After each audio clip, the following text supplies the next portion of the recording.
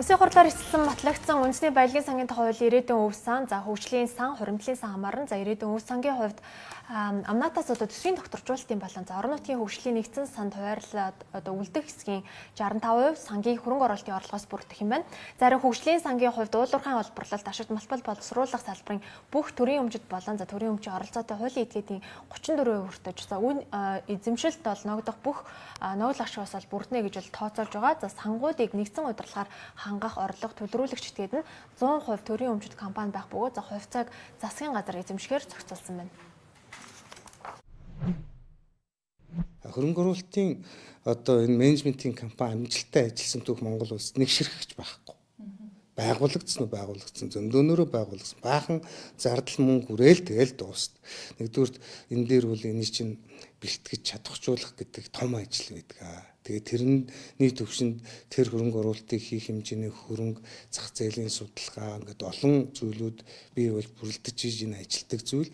Ийм учраас одоо ирээдүйн сангийн хөрөнгө оруулалтын тэр удирдлагын корпорацтай хуулийн бүхэл бүтэн гол цөм агуулга нь одоо болтол хэрэгжиж эхлэегүй байхгүй, хэрэгжиж чадаагүй яг саяны хэлсэн нөхцлөөр. Тийм учраас 2025 он хүртэл сангийн ам хийнэг хойшлуулсан байсан. Тэгээд бид бол энийг за нэг мөр одоо 25 он чинь дараа жил шүү дээ. Тийм учраас за нэг мөр ингээд нэг жилээр хойшлуулж явах 30 он хүртэл энэ хөрөнгө оруулалтын өтер менежментийн компани яг олон улсын түвшинд хүртэл их байдлаар засгийн газар өөрөө бэлтгэх ёстой, чадахжуулах ёстой. Тэгээд ирээдүйн сангийн хуулийнхаа өөрчлөлтөд цуг нэг мөр энэ хууль дээр нэмж оруулж ирээд ингээд энэ зүйлийг үе шаттай явуулах ёстой. Энэ зүйл бол хийгдэнэ. Хийгдэхдээ цаг хугацаатай хийгдэх ёстой.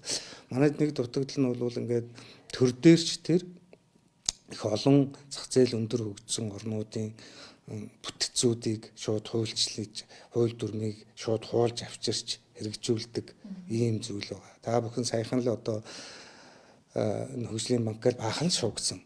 Хөгжлийн банк бол Солонгосын хөгжлийн банкын тодорхой хэмжээгээр хуулаад тэр бүрэлдэхүүнээр байгуулаад одоо өстой амар хөгжөөд өглөн ийм мундаг банктай болно гэсэн үр дүнгийг бид нар харсан шүү дээ. Тийм үстэй. Тийм учраас яг энэ дээр их болгоомжтой хандах хэрэгтэй. Бид нар шинээр янз бүрийн бүтэц байгуулахгүй. Гэхдээ хүмүүсийн яриад байгаа шиг яамд дур дураараа захиран зарцуулах шийдвэр гаргахгүй. Зөвхөн одоо нийт ард иргэдийн төлөөлөл болсон Монгол улсын одоо их хурал дээр энэ баялагын сангийн одоо төсөв, зарлага, хөрөнгө оруулалтын бодлого бүгдийг ил тод ард түмнийхээ дунд нээлттэй хэлэлцэж баталж хэрэгжүүлдэг энэ системийг 2030 он хүртэл хэрэгжүүлээд явъя л гэж байгаа.